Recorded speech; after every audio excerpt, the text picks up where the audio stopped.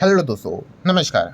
SM किसी channel में मैं आप सभी लोगों का दिल से बहुत बहुत स्वागत करता हूं। दोस्तों, आप सभी लोगों को यहाँ पे पता ही है कि बजट के हम लोग करीब आते ही जा रहे हैं। ठीक है, अभी भी अगर आपको ऐसा लग रहा है कि अरे बजट के लिए काफ़ी टाइम है, तो आप काफ़ी गलत सोच रहे हो। ठीक है, बजट के लिए अब ज़्यादा टाइम बचा नहीं है। नवंबर भी अगर हम देखेंगे तो ऑलमोस्ट आधा ख़त्म यहाँ पे हो चुका है।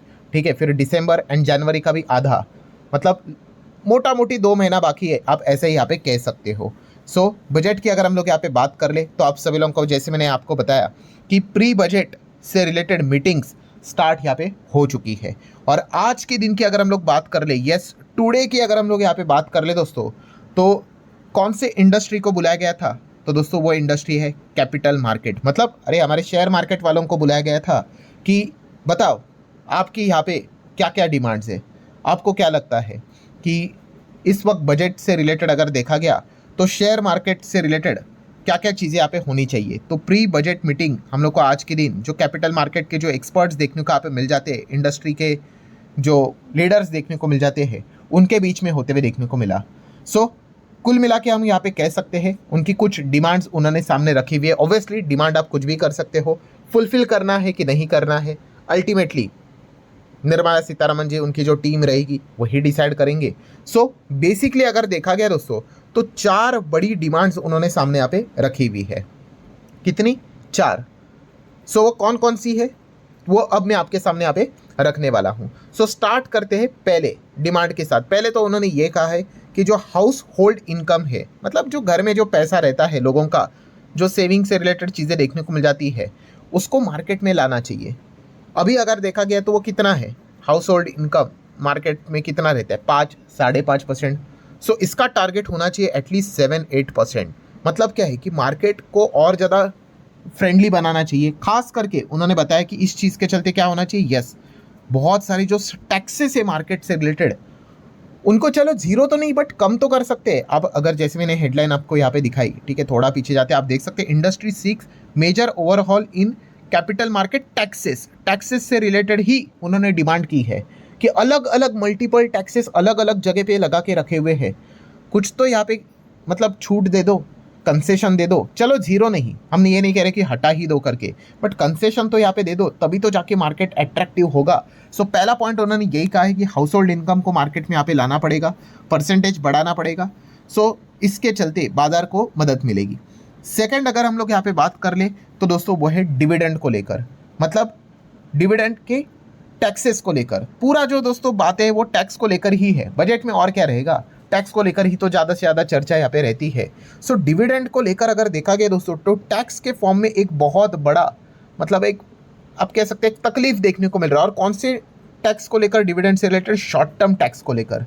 मतलब डिमांड क्या है? तो डिमांड ये है इंडस्ट्री के लोगों की कि जिस प्रकार से एनआरआई को डिविडेंड जो मिलता है उसके ऊपर जो शॉर्ट टर्म से रिलेटेड जो टैक्स लगता है, वही टैक्स हमारे ऊपर भी लगा दो। हमारे ऊपर लगा दो मतलब क्या? एनआरआई के ऊपर अलग टैक्स लगता है और हमारे ऊपर अलग लगता है। यस, एनआरआई के ऊपर क्या लगता है? तो एनआरआई के ऊपर डिविडेंड टैक्स रेट लगता है 20%, पर हमारे ऊपर क्या लगता है? एज पर दी स्लैब। ठीक है, मतलब देखो जिसका स्लैब नीचे वाला है या फिर जिसके ऊपर टैक्स नहीं लगता भाई, उसकी तो बल्ले बल्ले, वो तो भाई खुश है। बट जो हायर टैक्स ब्रैकेट में आता है भाई, उसके ऊपर 30% प्लस टैक्स यहाँ पे लग जाता है। ठीक है, काफ़ी लोग यहाँ पे इस चीज़ के चलते परेशान। और आपको बताइए इंडिया में हाईएस्ट टैक्स ब्रैकेट की अगर बात कर ले वो 40-42% तक चला जाता है, एकदम एकदम हाईएस्ट लेवल की बात करें तो। जस्ट इमेजिन उस व्यक्ति की हालत क्या यहाँ पे हो जाएगी। इसीलिए यहाँ पे ये रिक्वेस्ट की जा चुकी है कि बॉस, जैसे एनआरआई को 20% का टैक्स आप लेते हो डिविडेंड का शॉर्ट टर्म का, वैसे डोमेस्टिक इंडिविजुअल के लिए भी कर दो। इतना मतलब एज पर स्लैब लगाकर आप हालत ही यहाँ पे ख़राब कर देते हो। ठीक है, ये डिमांड जा चुकी है। अब फुलफिल होगी नहीं होगी 1 तारीख को पता चल जाएगा। देन दोस्तों तीसरा अगर हम लोग रिक्वेस्ट की बात कर ले, one of the most important request कौन सा? Security transaction tax. यस, इसी को हम प्यार से क्या बोलते हैं? STT। STT को लेकर भी अगेन रिक्वेस्ट जा चुकी है। अगेन इसलिए बोल रहा हूँ क्योंकि हर बजट में जाती है।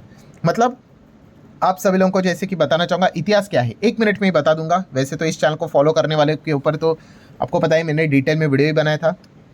तो पहले अगर देखा गया दोस्तों, पुराने ज़माने में STT नहीं था, सिर्फ लॉन्ग टर्म कैपिटल गेन था और उसमें भी इंडेक्सेशन मिलता था। तो टैक्स काफ़ी कम होता था। फिर अगर मैं गलत नहीं हूँ तो चेक कर लेना, 2004 आई गेस आया। फिर 2004 में लॉन्ग टर्म कैपिटल गेन हटा दिया पूरी तरीके से, बट उसके बदले एसटीटी लाया कि भाई आप एसटीटी दे दो। तो ये चीज़ इंट्रोड्यूस कर दिया और तब ये बोला कि अब देखो हम एलटीसीजी हटा रहे, एसटीटी रख रहे। तो चलो बोले ठीक है भाई, कोई दिक्कत की बात नहीं। फिर वो चीज़ वैसी ही चलती रही। फिर 2014 में सरकार बदल गई एंड अगेन चेक कर लेना, आई गेस 2018 ये साल था। कौन सा? 2018। सो 2018 में क्या हो गया? 2018 में वापस एलटीसीजी को लाया। कितना? 10% विदाउट इंडेक्सेशन। 1 लाख तक का छूट रहेगा, 10% दे दो बट इंडेक्सेशन नहीं। सब बोले ठीक है। तो एक काम कर लो, जो एसटीटी हम लोग को देखने को यहाँ पे मिल रहा है, ठीक है, तो या क्या कर दो, एसटीटी को हटा दो। बट दोस्तों जो हम लोग कह रहे हैं कि एसटीटी को हटा दो, नहीं, आप यहाँ पे देख सकते हो एसटीटी को यहाँ पे नहीं हटाया। मतलब यस, यहाँ पे जो पहले कॉन्सेप्ट बोला गया था कि हम एलटीसीजी को हटाकर एसटीटी ला रहे हैं, बाद में 18 में एलटीसीजी लाया और एसटीटी को भी वैसे ही रखा। सो इस चीज़ को लेकर काफ़ी लोग गुस्सा हो गए, अरे भाई ये तो डबल टैक्स हो गया। और आज तक अगर देखा गया दोस्तों, ये चीज़ें कंटिन्यू है। इनफैक्ट एलटीसीजी लास्ट टाइम के ही बजट में 10 से 12.5 कर दिया, ठीक है, जो 1 लाख तक की छूट थी वो 1.25 लाख तक कर दी यहाँ पे। पर अभी भी अगर देखा गया तो एसटीटी और एलटीसीजी दोनों वैसे के वैसे हैं, ठीक है। मतलब ये एक ऐसी चीज़ है दोस्तों जिस चीज़ को लेकर हमेशा डिमांड जाती है कि बॉस आइदर एलटीसीजी रखो या फिर एसटीटी रखो, दोनों रख रहे हैं। सो ये एक दिक्कत देखने को मिल रहा है। और अब इस वक्त की डिमांड क्या है दोस्तों पता है? अब ये भी नहीं मतलब कह रहे हैं कि चलो एसटीटी को यहाँ पे हटा दो करके, बस एक ही डिमांड है कि अब एसटीटी भी अगर देखा गया तो एक है कैश मार्केट, ठीक है, और दूसरा क्या कौन सा होता है? यस, डेरिवेटिव, एफएनओ वाला। इन दोनों के ऊपर एसटीटी सेम है। आप इन्वेस्टमेंट को प्रमोट करना चाहते हो ना, तो थोड़ा कैश मार्केट के लिए एसटीटी कम तो कर दो। तो ये रिक्वेस्ट यहाँ पे जा चुकी है, आप यहाँ पे देख सकते हैं, market representatives seek lower STT on cash market trade in a pre budget consultation, ठीक है। मतलब अब ये भी डिमांड यहाँ पे हटा दी है हम लोगों ने। कौन सी? कि बॉस अब आप एसटीटी को हटा दो, मत हटा दो भाई, बट एटलीस्ट कम तो कर दो। किसके ऊपर? ये कैश मार्केट वालों के लिए। लेट्स सी अब ये यहाँ पे होता है कि नहीं, ठीक है, यही देखने वाली बात है। बिकॉज अब ये बोलना कि एलटीसीजी हटा दो, कैसे हटाएंगे भाई? अगर हटना होता तो लास्ट टाइम ही हट देते, वहाँ पे तो 10 का 12.5 कर दिया, ठीक है, बट तभी मार्केट बुल रन में चल रहा था, कोई बड़ा रिएक्शन देखने को नहीं मिला। सो ये एक चीज़ देखने को मिल रही है। हाँ, अब फॉरेन इन्वेस्टर के ऊपर लगने वाला टैक्स हटेगा कि नहीं वो देखने वाली बात है, बट आज की मीटिंग में ऐसी कोई बातें तो यहाँ पे हुई नहीं है। सो ये तीसरा पॉइंट हम लोग को जाते हुए देखने को यहाँ पे मिल चुका है। देन अगर हम लोग बात करेंगे चौथा पॉइंट, ये चौथा पॉइंट में तो भाई लास्ट टाइम तो इतना बड़ा रायता फैला के रखा कि दिमाग ही मतलब जो मतलब टैक्स से रिलेटेड, फाइनेंस से रिलेटेड जिसकी पढ़ाई नहीं होगी भाई, वो तो ये चीज़ समझने में मतलब उसको काफ़ी तकलीफ होगी। बायबैक को लेकर, यस, एंड अगेन बायबैक को लेकर मतलब वही सब कुछ टैक्सेशन को लेकर ही बात है। बायबैक से रिलेटेड टैक्सेशन में इतना कॉम्प्लिकेशन करके रखा है कि क्या बताऊँ। सो यहाँ पे हुआ क्या, आप यहाँ पे देख सकते हो कि ओल्ड ये बिफोर हो गया, मतलब 1 अक्टूबर 2024 और ये आफ्टर 1 अक्टूबर 2024, ठीक है, इलेक्शन था आपको पता ही है, उसके बाद का ही ये बजट हम लोग को देखने को मिला था। सो पुराना जो बायबैक वाला रूल था ना, वो उसमें तो मतलब टेंशन ही नहीं था, कंपनी को टैक्स देना पड़ता था, ठीक है। अब after 1 October 2024 no tax on the company. So company tax नहीं देगी तो किसके ऊपर ये बर्डन आया? तो ये आ गया दोस्तों शेयर होल्डर के ऊपर। यस, मतलब आप देख सकते हैं जो ओल्ड वाला है, ओल्ड में आप देख सकते हैं एग्जेम्प्ट था, शेयर होल्डर के लिए बायबैक में मिलने वाला पैसा पूरा एग्जेम्प्ट, कोई टैक्स नहीं उसके ऊपर। बट अब करंट लेवल पे इसको क्या कर दिया? डीम्ड डिविडेंड कंसिडर कर दिया under section 2 subsection 22 clause F. So आप यहाँ पे देख सकते हो डीम्ड डिविडेंड मतलब क्या दोस्तों? यस, कुछ लोगों को समझ में आया होगा, आपका जो इनकम रहेगा स्लैब के हिसाब से अब टैक्स लगेगा ये, और ये चीज़ हम लोग को देखने को मिल गया। आप देख सकते हो tax rate for the share holder, पुराना वाला तो एग्जाम्प्ट ही था, कुछ टैक्स ही नहीं। अब यहाँ पे क्या हो गया? Tax at the share holders applicable income tax slab, मतलब जो 30% में आते हैं उनकी तो बैंड ही बच गई, ठीक है। पहले तो टैक्स ही नहीं और अब देना है, अगर आप 30 में आते हो तो 30% के हिसाब से यहाँ पे देना पड़ेगा, ठीक है। तो इसीलिए आपने देखा होगा कि अब लॉन्ग टर्म मतलब बायबैक से रिलेटेड जो 30% प्लस स्लैब में आते हैं भाई, वो तो यूजुअली बायबैक को इग्नोर ही करते, क्या ही करे। और कहानी अभी भी ख़त्म नहीं हुई दोस्तों, इसमें भी एक बहुत बड़ा कॉम्प्लिकेशन है। कौन सा? डिडक्शन। पहले वाला तो चीज़ छोड़ ही दो, ओल्ड वाला, क्योंकि वहाँ पे कुछ था ही नहीं। अब अगर देखा गया दोस्तों बायबैक से रिलेटेड क्या लिखा है देखिए, no deduction for the expenses और द COA, बोले तो cost of acquisition is allowed against the deem dividend income. Oh my god, मतलब जो चीज़, मतलब अगर आपने शेयर्स खरीदे हैं ना तो वो अमाउंट आप माइनस भी नहीं कर सकते। मतलब क्या है कि अगर आप बायबैक से रिलेटेड अगर शेयर को सरेंडर करते हो, मान लो 10 लाख रुपए का, भाई ये 10 लाख के ऊपर टैक्स मारेंगे पूरा। आप समझ रहे हो यहाँ पे? Yes, cost of acquisition allowed नहीं है। मतलब क्या है कि मान लो अगर आपने शेयर्स खरीदे हैं 3 लाख पे, ऐसे कुछ भी लिख रहा हूँ, एंड आपने 10 लाख के लिए दे दिए, तो प्रॉफिट कितना हुआ? 7 लाख का। किसके ऊपर टैक्स लगना चाहिए? 7 लाख के ऊपर ना प्रॉफिट। नहीं भाई, 10 लाख के ऊपर मारेंगे ये। ठीक है, यही तो सबसे बड़ा प्रॉब्लम है कि 10 लाख के ऊपर टैक्स लगाएंगे, प्रॉफिट के ऊपर नहीं। यही डिमांड है कि बॉस प्रॉफिट के ऊपर लो ना। ये क्या है, 10 लाख के ऊपर, ये मतलब ये जस्ट रैंडम फिगर मैंने ले लिया कि जो बायबैक का अमाउंट है उसके ऊपर as per the slab tax मारेंगे।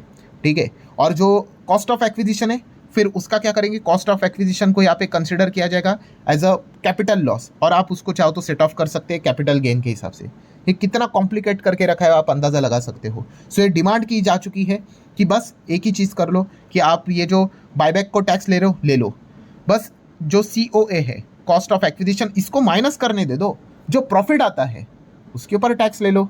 चलो एज पर स्लैब ले लो, कोई दिक्कत की बात नहीं, पर वो नहीं है। सो ये डिमांड यहाँ पे फिलहाल तो जा चुकी है। सो इसीलिए आप देख सकते हो पहले बायबैक से रिलेटेड कितना ज़्यादा एक त्यौहार होता था। बायबैक अगर कोई कंपनी दे रही है, टेंडर वाला अगर चीज़ रहता था, अब तो भाई कोई डिस्कशन ही नहीं होता है, क्योंकि जो हायर टैक्स वाला स्लैब वाला है वो तो देखता भी नहीं है, इतना मगजमारी करके क्या मिलेगा।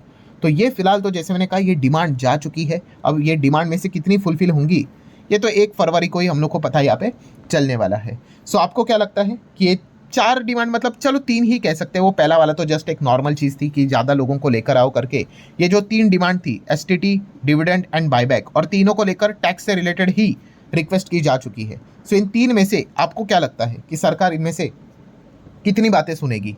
1, 2 या पूरे तीनों की 3, या फिर कुछ भी नहीं?